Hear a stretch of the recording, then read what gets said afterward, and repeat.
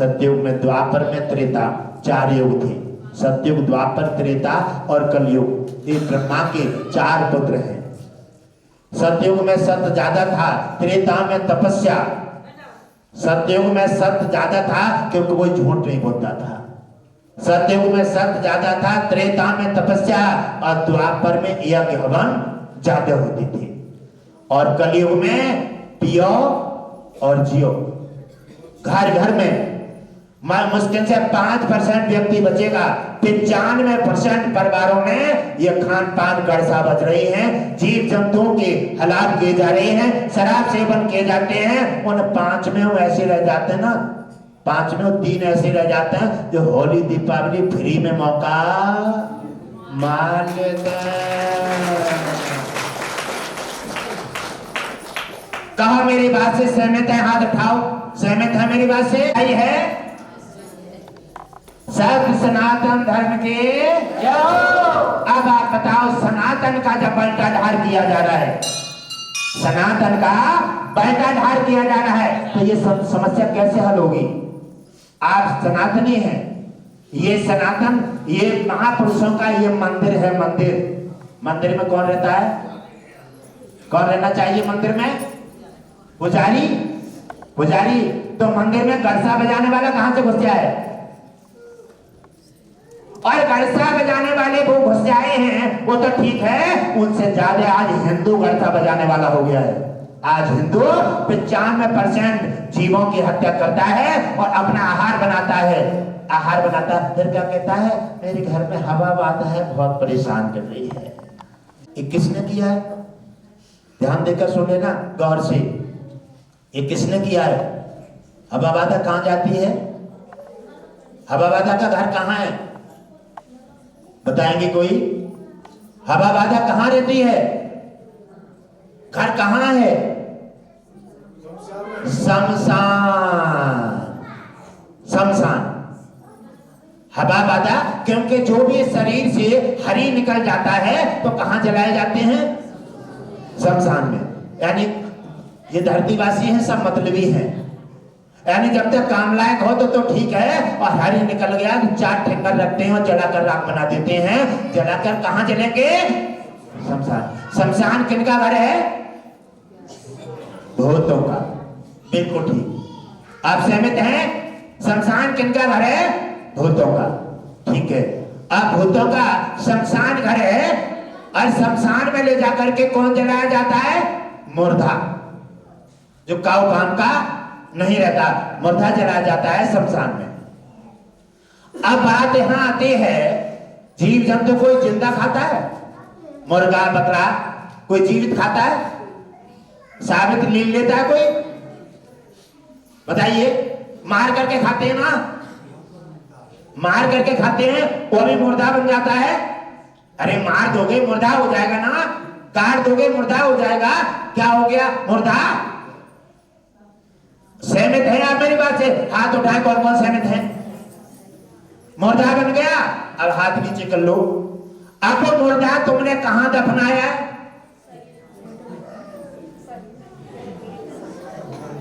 निर्णय कर लो अपने आप। मुर्दा आपने कहां दफनाया है? इन शरीरों में। और मुर्दा दफनाया जाता है जहां जीव जंतु खाया जाता है, वहां हमारा वेद कहता है, हमारा शास्त्र कहता है, जो जीव जंतु प्रहार करता है वो हिंदू नहीं है, वो निशाचर है, वो राक्षस है। उसका घर जब मुर्दा दफना दिया इन शरीरों में, तो ये शरीर क्या बन गया? शरीर क्या बन गया? शमशान। क्या बात है! एक बात जोरदार तालियों में रखो। शरीर बन गया ये शमशान। किसने बनाया था? भगवान ने? बताओ, किसी ने जबरन खिलाया तुम्हें? आपको इंसान बना के भेजा है, आप कहां आकर शैतान बन गए? आपको इंसान बना के भेजा और शैतान बन गए हैं। आपको अनेक तरह की मेवा मिष्ठान कितने कितने। अच्छा, मेवा की गिनती जानते हो? किन किन प्रकार की मेवा है? आप किसी प्रकार अनगिनत ने आपको सुविधाएं दी हैं, और लेकिन फिर भी आप कहां पहुंचे? कहां पहुंचे आप? जब आप स्वयं शमशान बनाने में तुले हुए हैं तो आपने क्या बनाया? जीव जंतुओं को मार के खाया, काय में कहां दफनाया? इन शरीरों में। तो शरीर जी मंदिर तो नहीं रहे, शरीर मंदिर नहीं रहे, क्योंकि मंदिर में ये चीज नहीं जाती है। आपने हिंदुत्व में जन्म लेके आए, चाहे ब्राह्मण हो चाहे कोई भी हो, इससे कोई मतलब नहीं है। और आप इसी में आए, आकर के आपने स्वयं इस पवित्र शरीर के लिए शमशान बना दिया है। और शमशान बना दिया है तो शाम को भूत प्रेत कहां जाएंगे? कहां जाएंगे भाई? अपने घर जाएंगे। आप शाम को अपने घर जाओगे ना जाओगे? तो आप भूत प्रेत कहां जाएंगे? शाम को पूरे दिन घूमेंगे और शाम को अपने घर। तो फिर तुम्हें परेशानी आ रही है तो क्यों चीख रहे हो? स्वयं शमशान तुमने बनाया है और हर व्यक्ति अपने अपने घर जाएगा। जब तुमने अपना घर मुर्गा बकरा से घर शरीर शमशान बना दिया है तो इसमें हवा बाधा अपने घर जा रही है, तो आज क्यों चीख रहे हैं नौते बराबर के पास जाकर के? और फिर एक अपराध और खड़ा कर रहे हो, फिर मुर्गा बकरा काट करके बलि चढ़ा रहे हो। एक तो आपने वो अपराध किया है जो भर रहे हो, हवा ब्याद आ गई है, और दूसरा अपराध फिर कर रहे हो। इसलिए अपराधों से बच जाओ। तो ये भगवान ने बनाया क्या? ये शमशान शरीर भगवान ने तो बना के नहीं भेजे, ये तो मंदिर बना के भेजे, पवित्र मंदिर बनाए हैं। बड़े भाग्यमान स्तन पावा और सुर दुर्लभ सब ग्रंथन गावा। भगवान विष्णु इसीलिए कहते हैं कि धरती पर जाकर के व्यक्ति बदल जाता है, संगत में आ जाता है, शराब मांस मदिरा में बदल जाता है और देवता से राक्षस बन जाता है। और जब राक्षस बन जाता है तो राक्षस का काम क्या है? राक्षस का काम क्या है? भगवान विष्णु का फरसा और सुदर्शन चक्र जब हुंकार लेता है तो जीव जंतुओं पर प्रहार करने वालों पर नहीं छोड़ता। भगवान विष्णु ने प्रस्ताव जारी कर दिया है, जीवों पर प्रहार करने वाले जितने भी देवता राक्षस बन गए हैं, या तो वो सुधर जाएं और ना वरना उनका धरती से पर्दा हटा दिया जाएगा।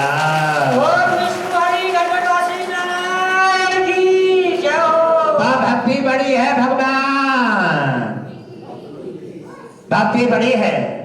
जब भक्ति बड़ी है और भगवान छोटा है, क्योंकि भक्ति ने भगवान को नाना भांत नचाया है। इसका मतलब है कि आप आज से कोई भी ये नहीं कहेंगे कि हमें ये भगवान ने नहीं दिया। आज से कोई नहीं कहेंगे कि जी हमें दरबार में हमारा कार्य पूरा नहीं हुआ। आज से आप कोई नहीं कहेंगे कि हमारी बीमारी का सुधार नहीं हुआ। इसका मतलब है कि आप स्वयं ही अपनी समस्याओं का कारण हैं। आप अपनी स्वयं समस्या के कारण हैं। अगर आप बताए हुए गुरु की रास्ता पर चल जाएं और आप भक्त बन जाएं तो ये मैं चैलेंज देता हूं गारंटी के साथ कि आप जो चाहेंगे वो पाएंगे। और हर देवता को जहां पर चाहेंगे, हर देवता को अपनी नजर से, जैसे घटघट बासी जी देखते हैं बताते हैं, आप लोग सोचते होंगे न जाने ने क्या दिखता है, सांच बोल रहे हैं झूठ बोल रहे हैं। ये तो आपकी कल्पना है, ये तो आपकी सोच है। और भक्त धरित्री वाले तो जानते ही हैं। हम तो ये चाहते हैं, और जो लोग जानते हैं नहीं खाते हैं मुर्गा बकरा, वो ढूंढते होंगे जो क्यों खाते हैं, इनको क्यों अपराध कर रहे हैं। इसीलिए आप देवता बनकर के धरती पर आए हैं, आप सनातनी हैं। आप संकल्प लें कि न अपराध करेंगे और न करने देंगे, तो हमारा हिंदुत्व बचेगा। और सनातनी है, सनातन महापुरुषों का मंदिर है, मंदिर है। और मंदिर में अपराध नहीं होना चाहिए, इसलिए तुमने शमशान स्वयं शरीर बना दिए हैं। शरीर से हट करके आप देवता बनाना चाहते हैं तो गुरुदेव की बातों पर ध्यान दें। और दरबार में नियमित आप पूजा पाठ, दरबार में नियमित आए, सत्संग नियमित जाएं। आप सोचना चाहते हैं, ऐसे हमारे भक्त सोच लेते हैं कि काम भी है घर पर और सत्संग आ गया 4 दिन का है, दूर पड़ेगा। अब गुरुदेव ने प्रस्ताव जारी कर दिया है कि 4 दिन का कार्यक्रम है। 4 दिन के कार्यक्रम में जो है 29 और 30 में कार्यक्रम रहेगा और 31 में कलश यात्रा रहेगी। और फिर पहली में यज्ञ, भगवान विष्णु यज्ञ का आह्वान किया जाएगा। तो आप इसमें जाकर के आप कोई भी कामयाबी ले सकते हैं। और कंबल का भी वितरण यज्ञ 12 दिन किया जाएगा। कंबलों का वितरण भी वहीं पर कार्यक्रम में रखा गया है। घटघटवासी भगवान विष्णु ने प्रस्ताव जारी कर दिया है और ये घटघटवासी जी ये भगवान विष्णु के माध्यम से सारी चीजें हैं। हम तुम सब माध्यम होते हैं, हमारे तुम्हारे हाथ में कुछ नहीं है। कार्यक्रम में अवश्य पधारे। बाकी आप जो कार्यक्रम में नहीं जाना चाहते, एक सज्जन थे कहने लगे कार्यक्रम में जाते थे और कार्यक्रम में जा रहे थे तो कहने लगे अब हमारे धान कटने के लिए हैं, हमारे धान खराब हो जाएंगे और क्या गुरुजी हमें खाने को थोड़ी दे देंगे। क्या बात है। और शायद ये तुम्हारी सोच उल्टी है। गुरुजी खाने को और भगवान ही खाने को देता है, आपके हाथ में कुछ नहीं है। आप खेती में डालते हैं, खेती नहीं जमे, ओले पड़ जाए, व्यवस्था बिगड़ जाए, गाय खा जाए, सारी व्यवस्थाएं हैं, लेकिन तुम क्यों सोच लेते हो उधर जी। उन्होंने कहा तो कोई बात नहीं, मान जाओ। और न देवी को जाने दिया न स्वयं गए और जाकर के धान काटने के लिए धान काट करके और धान काट नहीं पाए और धान काट के जैसे उन्होंने डाल दिया और तैसे एलो आ गया, बरसात आ गई। इतना पानी आया कि सब धान उनके सामने ही तैरते हुए जा रहे हैं नदी में। नदी में तैरते हुए जा रहे हैं। अब वो देवी कह रही है क्या रोक लो, धान रोको, धान रोक लो। सत्संग न गए न जाने दिया, ले रोको। एक भी दाना नहीं रुका और सब धान उन्हीं के सामने, आंखों के सामने सभी नदी में तैर गए। इसलिए तुम्हारे बस में कुछ भी नहीं है, तुम्हारे बस में कुछ भी नहीं है। भक्ति हमारी शान। भगवान विष्णु कहते हैं हे बंदे तू इशारे को समझ, साधु संत ये हमारा रूप है। साधु संतों के रूप में आकर के हम तुम्हें मार्ग देते हैं, हम तुम्हें सुझाव देते हैं, हम तुम्हें गलत रास्ता से हटाते हैं। हम स्वयं अपने रूप में अवतार नहीं लेते, साधु संतों के रूप में जाकर के और तुम्हें जानकारी देकर के तुम्हें संकटों से मुक्त करना चाहते हैं। तो भगवान विष्णु कहते हैं तेरे बस में कुछ भी नहीं है और भक्ति हमारी शान। यानी कहा है, भगवान ने भी कहा है भक्ति हमारी शान है। भगत घर आते हैं भगवान। भक्त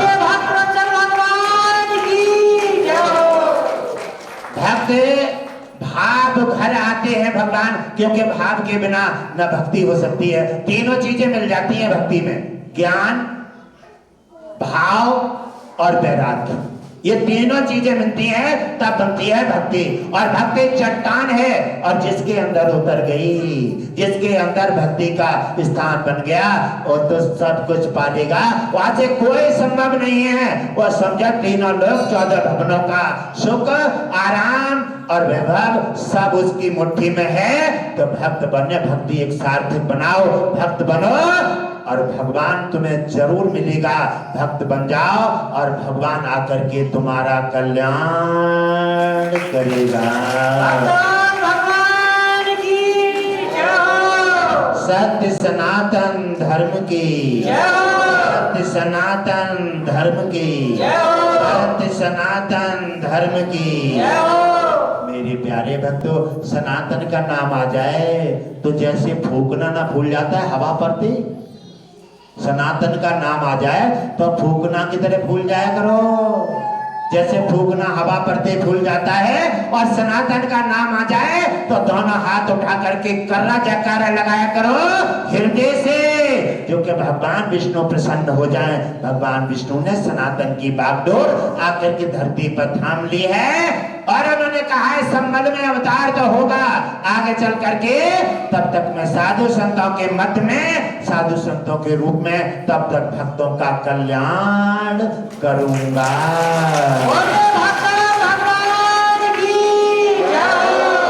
हर बीमारी से आजाद करके भक्तों को निरोग बनाऊंगा और गरीबी से हटा करके लक्ष्मी को आदेश दे दिया है जो उन्हें धनाढ्य बना करके उनकी समस्त इच्छाएं पूर्ति करने के लिए मैं धरती पर आ गया हूँ। इच्छा उन्हीं की पूर्ति होगी जो भक्त होंगे और सनातनी होंगे। इच्छा राक्षसों की पूर्ति नहीं होगी।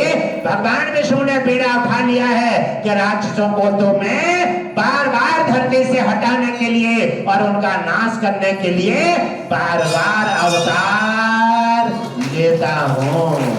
राक्षसों का नाश होगा और भक्तों का कल्याण होगा। ओम विष्णु हरि गणनाथ नारायण की जय हो। आइए मेरे अश्विनी कुमार सुषैन वैद्य, अभी तक आपने इतनी देर आराम फरमाया है। अब आप आ जाइए अपनी अपनी व्यवस्था में और हमारे सभी महान भक्तों की गंभीर समस्याओं की जांच करके और सभी की व्यवस्था को उनको सही तरह से संतुलन में लाएं। और हमारे यमराज भी यहाँ पधारे हैं। ये मेरे यमराज, आपको जो गुरुदेव ने निर्देश दे दिए हैं कि किसी भी व्यक्ति को, मेरे नामदानी को बिना मेरे आदेश के किसी को उठाने का प्रयास न करें।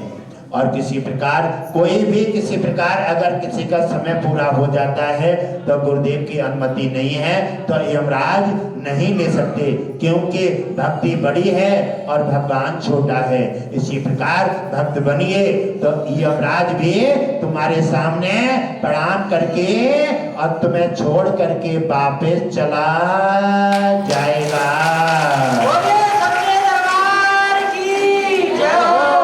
क्या कहते हैं, गाँव को थोड़ी सी बुखारिया आई है ना, बुखारिया। एक होता है बुखार, एक होता है बुखारिया। ये छोटी सी ना आ जाए तो चार पाए पड़े रहेंगे, चेहरा उतार देंगे, खाना छोड़ देंगे। छोटी छोटी समस्या को पहाड़ बना लेते हैं। क्यों? ये क्यों आया है? ये इसलिए आया है कि आप भक्ति में कहीं तुम्हारे में लेकिन परंतु आ गई। ये बताया है कलयुग में। कली महाराज ने कहा है कि देखो, सतयुग कहता है कि मैं बड़ा हूं, द्वापर कहता है मैं बड़ा हूं, त्रेता कहता है मैं बड़ा हूं, और कलयुग ने कहा है कि मेरे से अच्छे कारनामा किसी युग में नहीं रहे। क्या क्या? कलयुग ने कहा है कि सतयुग द्वापर त्रेता में माता पिता अपराध करते थे और संतान भरती थी, जिससे पिता पातकी कहियो और संचित को दुख होगा। माता पिता करते थे और संतान भरती थी। कलयुग ने कहा है नहीं, मेरे में ऐसा नहीं होता है। ये क्या मतलब है? पिता करे पिता, बेटा करे बेटा, बेटी करे बेटे और पत्नी कहे पत्नी। अरे ऐसा भी नहीं है, ऐसा भी नहीं है। अगर किसी प्रकार कलयुग का क्या पैरा है और क्या निर्णय है, अगर उंगली किसी के लिए बुरा करने की उठी है तो उंगली कटेगी। कलयुग का ये पैरा है, अगर उंगली उठी है किसी का बुरा करने के लिए तो उंगली कट जाएगी। अगर आंख ने किसी का बुरा किया है तो आंख फूटेगी। अगर हाथ ने किया है तो हाथ कटेगा। उन्होंने कहा है कि अंग भी पूरा नहीं जाएगा। अंग ने, जिसने अपराध किया है वही अंग से हटा दिया जाएगा, उसी को दंड दे करके कली महाराज उसे दंडित करेंगे। तो अच्छी बात है। इसी प्रकार उन्होंने कहा है, और ये सोच लेते हैं कि नाना प्रकार से दिन में कितनी कमी की जाती है, और गुरुदेव तो तुम्हें कमी से हटा करके भक्त बनाना चाहते हैं।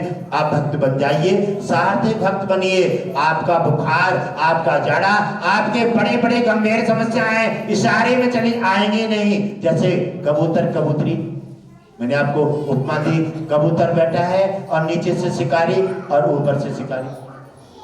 उधर लक्ष्मी कह रही है भगवान विष्णु से सहायता करो, कहने लगे चिंता मत करो। और जैसे नीचे वाली ने निशाना बनाया, ऐसे सब लोग धरती पर निशाना बनाते रहते हैं। और निशाना बनाया और तैसे भगवान विष्णु ने सर्प तैयार कर दिया, और जैसे सर्प ने मुंह मारा, नीचे वाली शिकारी के पैर में मुंह लगा। अपने तो लग गई ना तो चोट है, और दूसरे के कितना भी कष्ट कर दो उसका, अरे जख्म तैसी तुम्हारी है तैसी दूसरे की है। लेकिन अपनी गरीबी गरीबी है और दूसरे की गरीबी में हंसी खिल्लियां उड़ाते हैं।